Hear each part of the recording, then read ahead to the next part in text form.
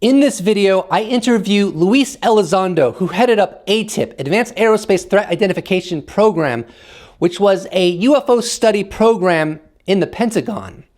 This interview takes place on April 21st, 2022. All right, Lou, in late 2019, Garry Reid was investigated by the DoD's Inspector General's office regarding 4 separate complaints of him having sexual affairs with subordinate employees, sexual harassment, and creating a negative work environment. In addition to that, you, Lue Elizondo, accused Reid of malicious activities, coordinated disinformation, professional misconduct, whistleblower reprisal, and explicit threats. And you did this in May of 2021. And before I ask you my question, I need the audience to understand that Garry Reid was the head of all counterintelligence, law enforcement, and security for the totality of the Department of Defense worldwide. So if you were going to have a villain in your life, you probably would prefer someone with a little bit less power than this individual had.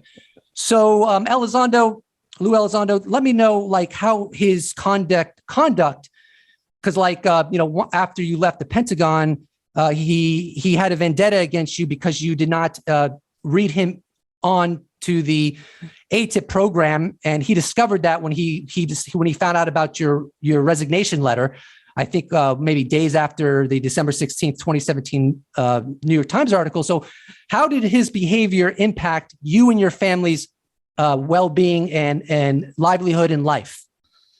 Wow. Okay, let me start by kind of maybe to capture all your questions. You've got a lot of really good questions. And there's a lot to discuss here. So let me kind of start, if I can, chronologically.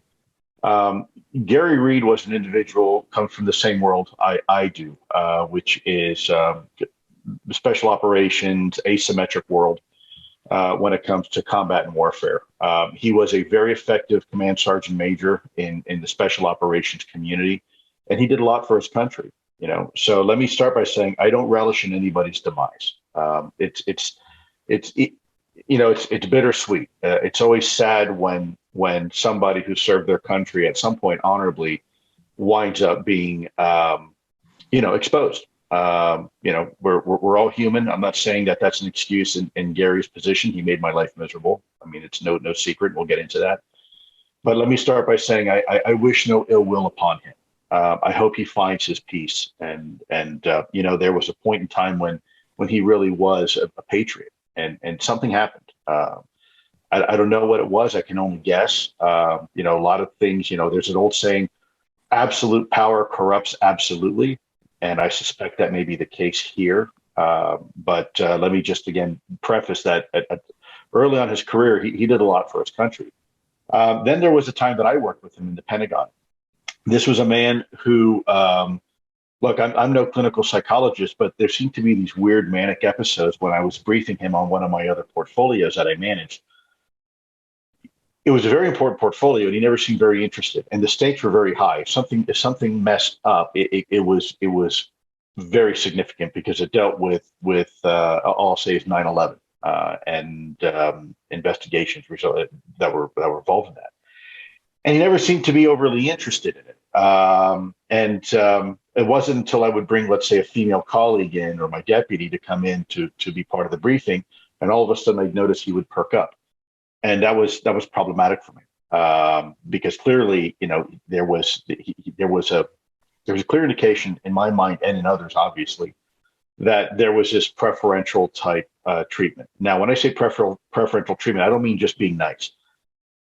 Inappropriate behavior, asking someone, here, come sit next to me instead of sitting on the end of the table with everybody else. And at one point, I have to be very careful because I've been asked by the IG not to discuss specifics of the investigation involving sexual harassment, so I won't. But what I will say is that one of my direct subordinates was a victim of the sexual harassment allegations by Garry Reid. And so knowing that early on, I simply couldn't trust him. And so I was managing 2 portfolios at the time. The other portfolio was ATIP.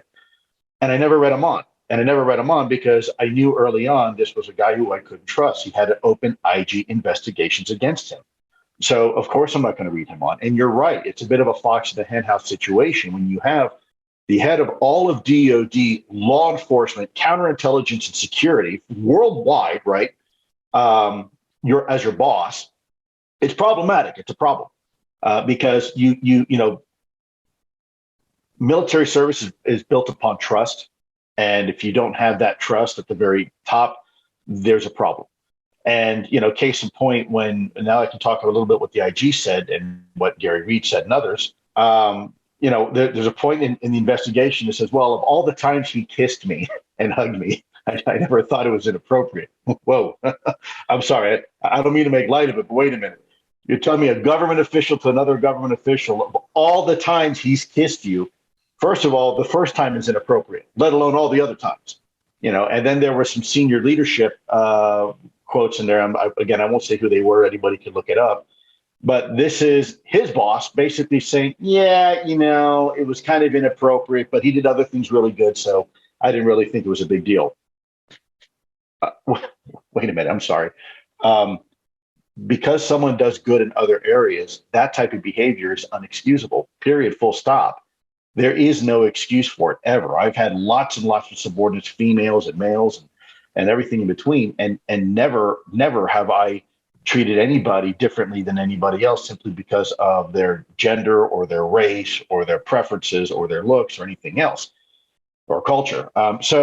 So that type of behavior is not tolerated. What I find so interesting here is that, especially now in this hyper sense of awareness that we have, trying to treat people fairly, and especially in the Department of Defense with all these moves, they knew about these allegations in 2019, right?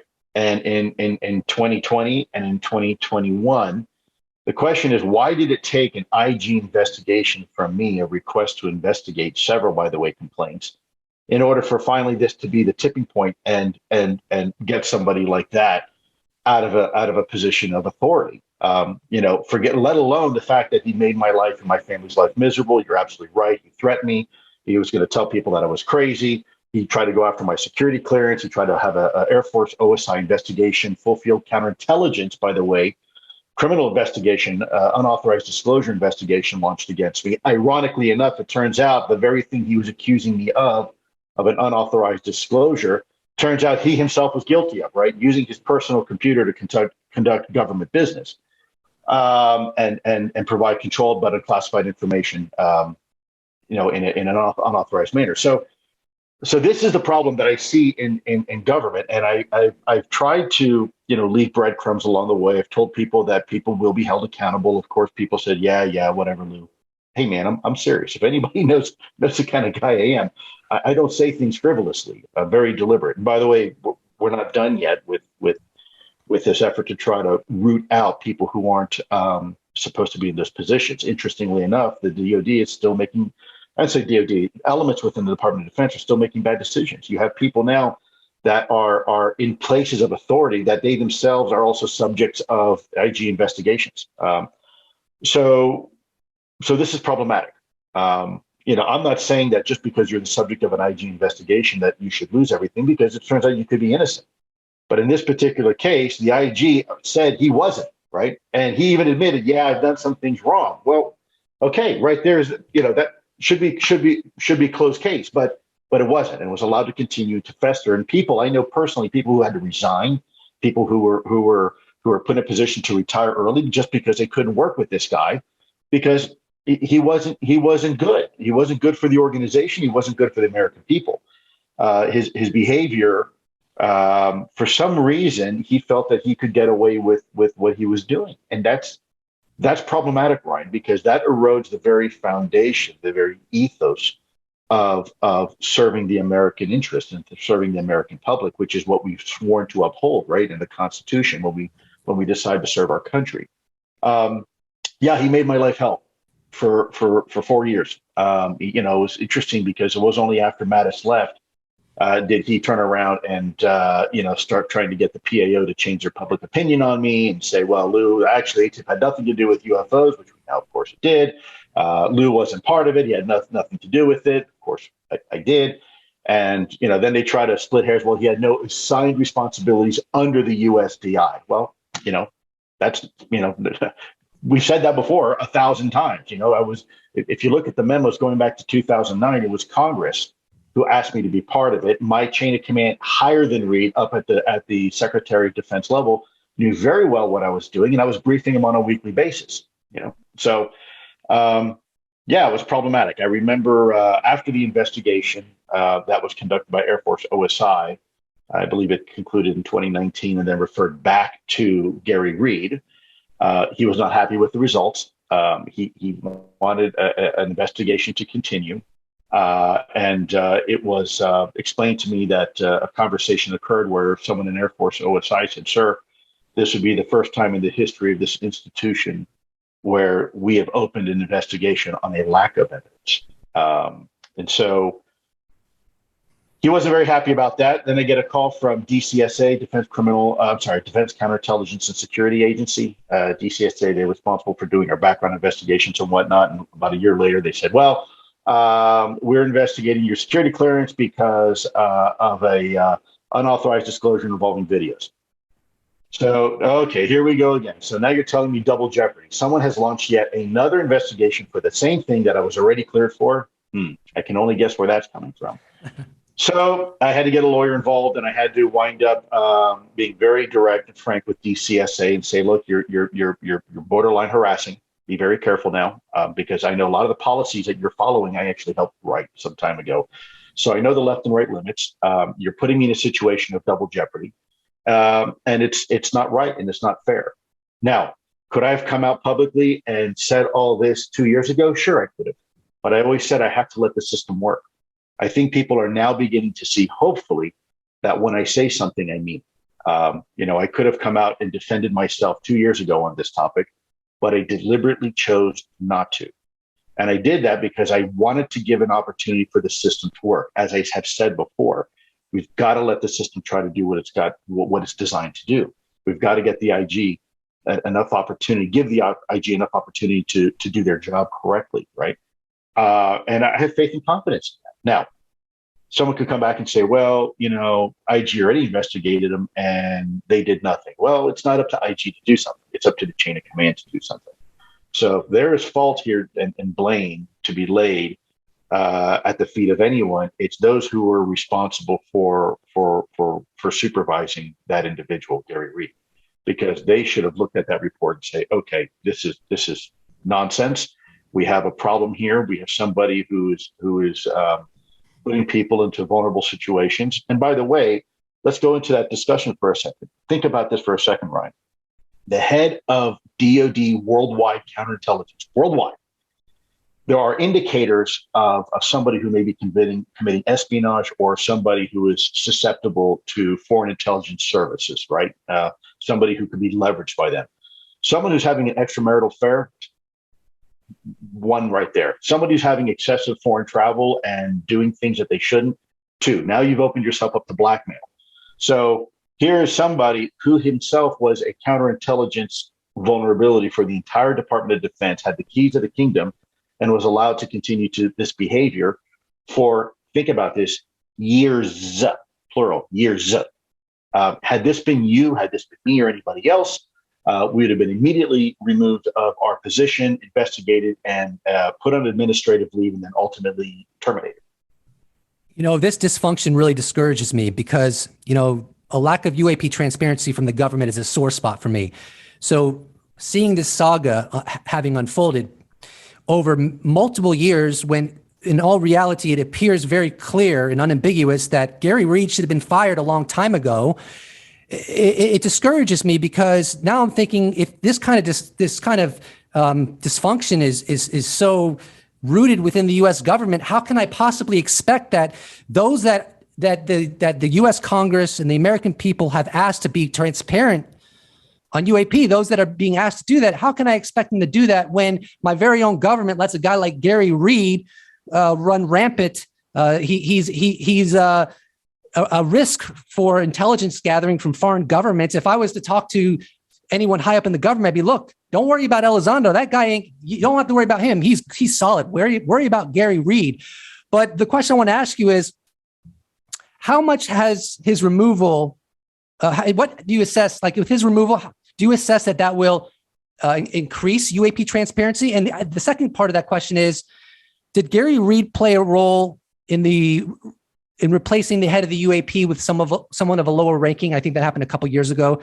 And further, was he against UFO transparency based on his personal philosophy, or was it exclusively his vendetta against you that triggered his desire to have zero UFO transparency and allowing the American public to have a clear picture at how interested the Pentagon actually was in this issue? Woo. Again, great questions. Let me start, if I can, from the beginning. You asked me, did he have something to do with the removal of the first UAP task force commander? The answer is absolutely yes, unequivocally. By the way, and I have to respect this person's opinion, just like I did with Jim Lukatsky until he decided to come out publicly. The individual who ran the UAP task force, the very first UAP task force director or commander, was my deputy when I was running ATIP. He was the deputy at ATIP. Okay, so there was some continuity there. There was a whisper campaign and some other efforts underway where Garry Reid was not helpful and really made things complicated and difficult for my former colleague to succeed. And unfortunately, and subsequently, he wound up having to leave that position as the first ever UAP task force director, because Garry Reid was working behind channels, trying to make his life miserable within the Navy, trying to make his life miserable on the OSD staff and USDI. He had put a couple people and worked with a couple people to try to minimize the discussion and the topic, which, by the way, some of those people are still there. So let me get to the other part I wanted to say, Ryan. I'm not done yet. Okay, Garry Reid is the first domino to fall. There's others, and those individuals are going to be held accountable too. And why should we try? I know you're discouraged with our government, maybe some of the institutions that we have in there, but let me give you some hope here and some optimism. The reason why we are going to succeed is because you have people fighting for you. We have people fighting for UAP transparency who want to do the right thing. Fortunately, there's more of us than there are of the other folks that don't want transparency, and the good guys are winning. So that's the good news. And we're not gonna let this go. Now, there's a right way and wrong way to do things, and let me be very clear here. This isn't just about opening up Pandora's box. You go, boing, surprise! Here you go. Here's all the data, UFO stuff. We have to unravel this ball of yarn of 70 years, tangled 70-year ball of yarn, and possibly more, in a very careful way. Okay, we're not trying to villainize anybody. We don't want to get anybody in trouble. What we simply want to do is say, okay, let bygones be bygones. Whatever happened in the past, happened in the past. Let's start now. Let's start fresh conversation with the American people on this topic.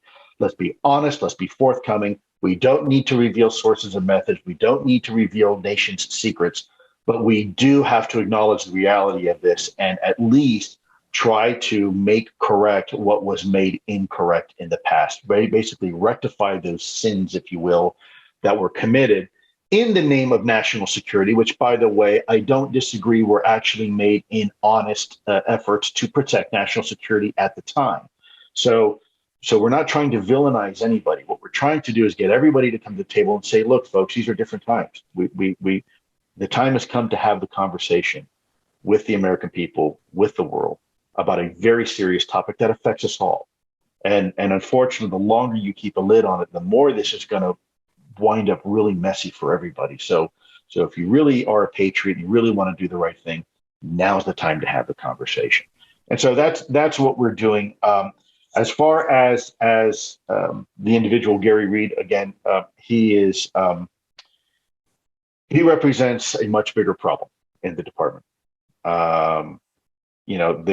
are people who will turn a blind eye just because of somebody's rank, because someone's passed, and give them a pass, give them a slide. And they don't realize that it erodes the very morale of the entire organization. It's a poison, it's a cancer, and that cancer spreads. And ultimately, the last people to ever know is usually leadership, which is ironic here. But that's the way it usually is, because nobody wants to tell the king or queen that they have no clothes on, right? So, oh, that looks great. Oh, no, everything's fine.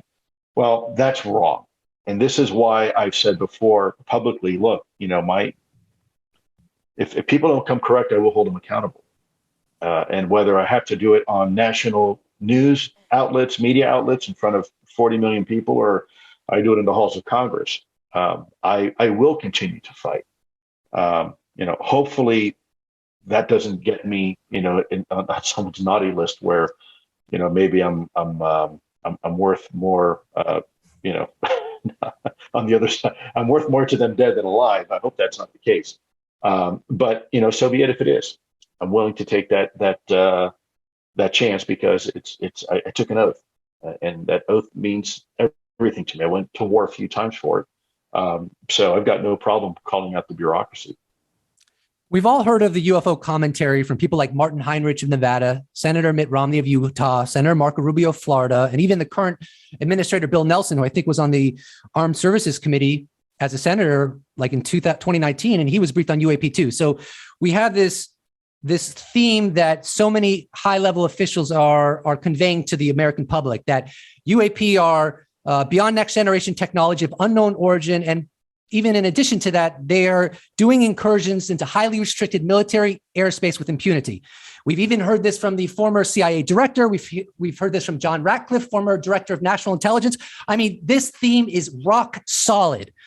So my question is, what exactly are these congressional committees seeing in their classified briefings? Because there are people who have this theory that it's all they're hearing is witness testimony. There's no high fidelity data. There's no radar return. There's no longer videos, higher resolution videos. It's just this mind virus that has infected the American government from people like Robert Bigelow and George Knapp. And it's just, and just think of how ridiculous that is. If that is true, and I wonder what kind of cascades of errors would have to manifest for that to actually occur and how plausible that actually is.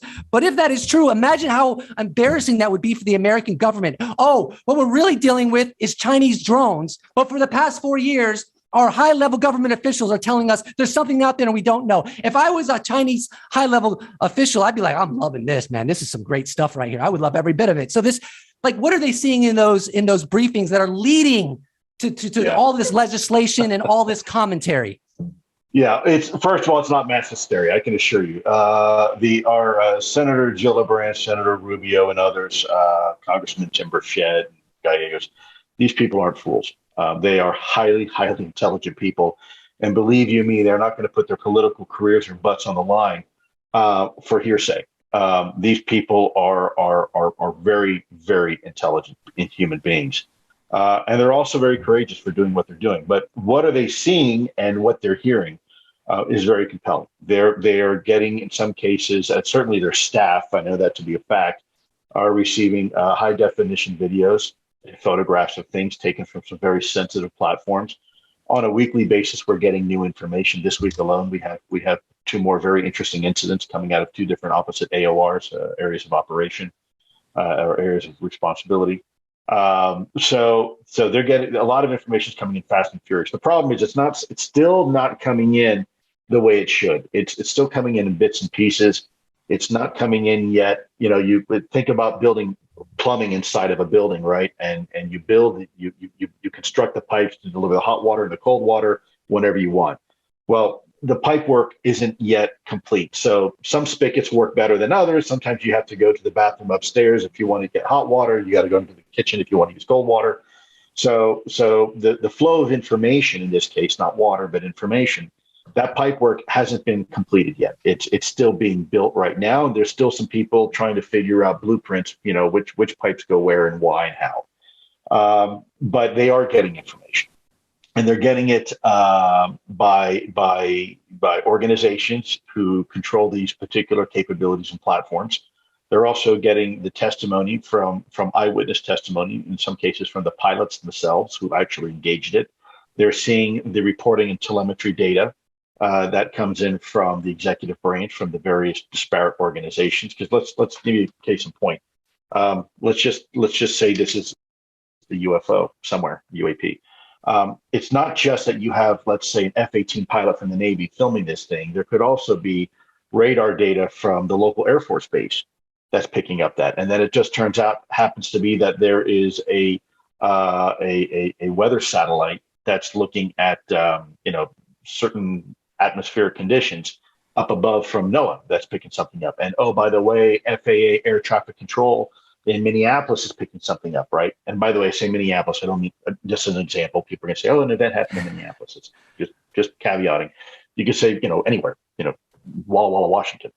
And so that's what builds that layers of, that crosshatch of information that allows you then to paint a much more compelling picture and then provide the report up to individuals who have a need to know and who have a security clearance. The good thing about the SISI, the Senate Select Committee on Intelligence and the Senate Armed Services Committee, and then you have the House versions of that, the HPSI and the HASC.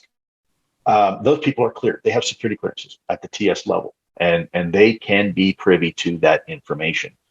So they can be briefed to that information. In fact, they do have an inherent need to know, especially the oversight committees, like I just mentioned. So it's working. And no, these people aren't just getting anecdotal information. It's not mass hysteria. It's not, that we have deluded ourselves into thinking air trash or air junk or space junk is a UAP.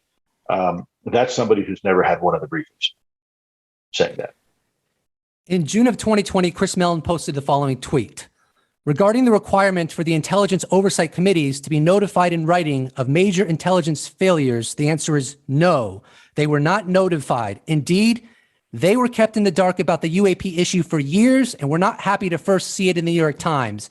And so to add on to that, I mean, it's common sense. I mean, billions of dollars go into these sensor data collecting mechanisms, and I'm just going to say it, Jeremy Corbell talked about how and Jeremy Corbell knows Fravor. Jeremy Corbell has a network. I can't vouch for it, but I'll say what he said. He basically said that Commander Fravor's F-18 was rendered powerless. His weapons and radar systems were actively jammed by the UFO. This is considered an act of war by our DOD, and the situation was handled accordingly. PJ Hughes talked about radio frequencies being picked up by the E-2 Hawkeye from the Tic Tac. Fravor has gone on the record publicly saying he saw the radar tape himself. That's high fidelity scientific evidence. And on top of that all, we hear about 2014-15 with Ryan Graves and Danny Acoin. These objects were measured with multiple sensors. They could do hypersonic velocity. They could stop on a dime. They could hover like a helicopter, but also moments later do hypersonic velocity. And furthermore, like Ryan Graves was talking about how, these things would be out there for 12 hours, 11 hours more than they should be capable of based upon the energy they would require to do what they're doing. So U.S. government, don't you dare tell me you don't have the data, because it seems pretty obvious you do. So here's my question, because I'm scratching my head. How is it possible anyone could possibly muster the argument that the law was not broken by not giving congressional oversight committees in writing the intelligence failure of, I'm sorry, but there's technology out there that is like 1,000,000 times better than ours, and we don't know where it comes from. How is that not an intelligence failure? And if it is an intelligence failure, why was that not given to the United States Congress in writing? Ryan, you could not be more accurate, and you are absolutely entitled to your frustration. Welcome to my world. It is egregious. It is unacceptable, and I have said this before. I'm the kind of cat you don't want in Congress, because I'm the kind of cat will haul every single one of these people up by their neckties, sit them in front of a desk and say, you now owe the American people an explanation. You will do that. And you will also, if you don't give me a good enough answer, you're fired here and now. This is perhaps the greatest intelligence failure this country has seen, because no matter whose technology it is, we failed to report on it. It is a problem. And we've known about it for a long time. Now, with that said, I do not hold the people who were actually in part of these efforts and running these perhaps even legacy efforts before ATIP responsible, because it's not their job to inform Congress. It's their boss's job to inform Congress and to inform the chain of command. So I want to make that clear. There's a delineation between the worker bees and those who are actually trying to do their patriotic mission and serve their country. And those individuals who obfuscated and decided this information is too secret, we can't tell anybody. Well, Chris has made a good point in the past. We won the Cold War not because we kept better secrets, but because we knew how to move information more efficiently and quickly within the U.S. government. there's a reason why 9/11 happened. 9/11 happened because there were organizations in the U.S. government that had different pieces of the puzzle, but none of them wanted to share the information. And so what happened? Well, you had the devastating effects of 9/11, which some argue could have been quite preventable. People lost their lives; they died. Right. So where is the accountability? Who got fired? Well, no one got fired. Right. What we did is we created the IRTPA, Intelligence Reform and Terrorism Prevention Act. We created the DNI and later on the DHS and hoped that would never happen again. But we didn't really solve the problem yet. So this is a great point you make. It is exactly why I wake up every morning doing what I do until the problem's fixed. And by the way, it's not just UAP; it's other issues as well. There's some things that I'm sure American people would be very surprised to know. Some of the failures of the bureaucracy. Again, I'm trying to keep focused on the bureaucracy itself, though, not on individuals right now. Those individuals are being held accountable. I do believe that the system is doing precisely what it needs to do. But there's still some games being played at the Pentagon.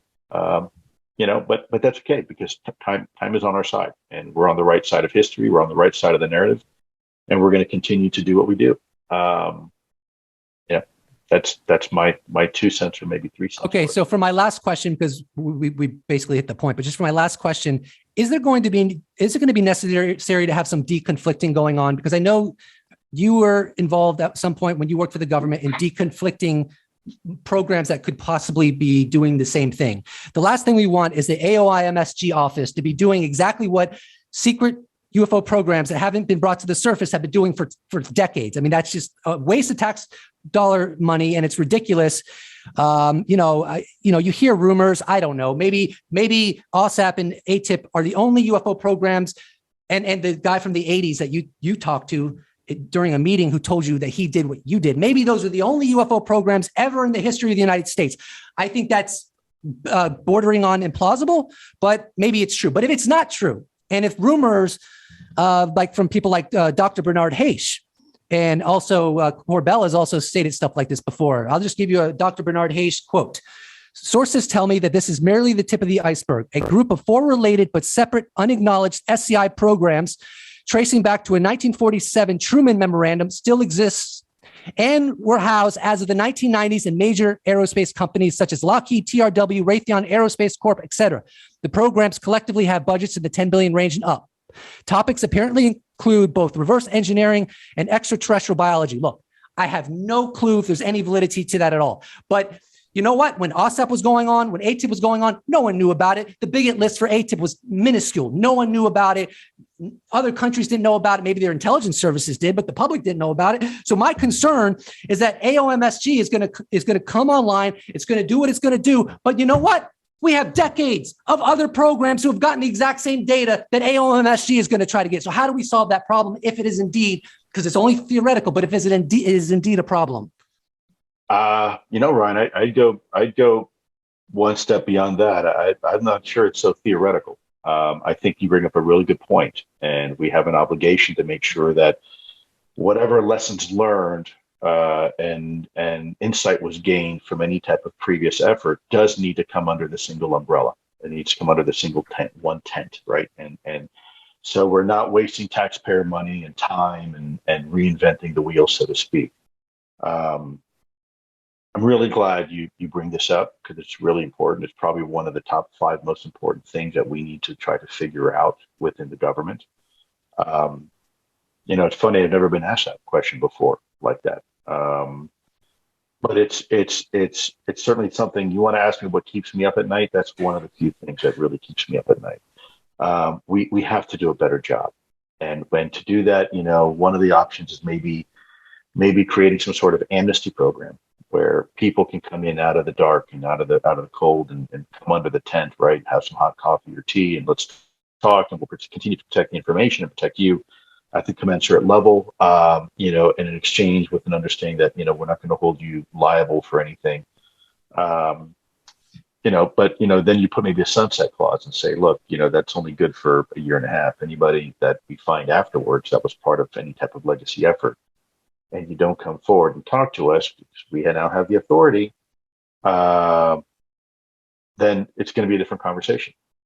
right? Then it's going to be, okay, well, you had your chance, and now you're going against the law because the law says A, B, C, and D, and you did X, Y, and Z, and therefore you are breaking the law. So, I have to be careful when I say we. I don't mean myself personally. What I mean is the institution, right? The government. But that's something that could certainly be considered. There's a lot of smart. The good news here, Ryan, I'll leave you with this. There's a lot of good people right now, smart people that are trying to figure this out. My only concern is that AOIMSG does not get sidetracked and consider this some sort of air trash or space junk problem. And in 4 years, okay, well, we've answered the mail and space junk, so therefore AOIMSG goes away. That's not the intent of Congress. And if they think it is, then we're going to be right back to square one again, having to hold people accountable. Just look over there. What just happened to that dude? Don't be that guy. You don't have to. Please don't do that, because that's not the direction we want to go down. So that would be my recommendation. I also want to take just a moment here, Ryan, and thank you sincerely. There's a lot of people on the inside that actually watch very carefully what you say. Over the listen, no BS, man. Hey, over the last 4 years, some of your predictions, it's funny because, you say, well, I think this is going to happen. And no kidding, like 2 days earlier, there's a conversation occurring where that was discussed almost to a T. And you've got a couple of our guys scratching their heads saying, does the guy actually work with us or something? is he on the payroll? How the hell does he know this? So I can give them my address and we can facilitate that. Well, I just want to say thanks for everything you're doing. I know you catch a lot of shit out there, like the rest of us, but you're doing a phenomenal job, and I want to thank you. And you have, again, maybe at some point, some of those people will come out of the shadows, but I think you'd be really surprised and quite tickled if you knew who actually follows you. Well, I appreciate it, Lou, and thank you for coming on the show. And I think I speak for a lot of people that I really appreciate the service you did in your long career in government and what you continue to do now. And we'll just call it a day. Thank you so much. Ryan, my honor and pleasure. Anytime, buddy. Thank you. Great. Thanks. Please do not forget to subscribe. I intend on doing more interviews in the future. And if you'd like to support this channel, you can check out my merch shop where I sell t-shirts. You could become a patron. You could become a YouTube member, or you could even give me a donation. All of those possibilities are in the links below, or you could just slap a like on this bad boy and I will appreciate it so much. Thank you so much for watching. I look forward to seeing you in the next episode. Special thanks to all patrons, YouTube members, those that have bought merch, those that have given me one-time donation. I couldn't do without you. Thank you so much. See you in the next episode.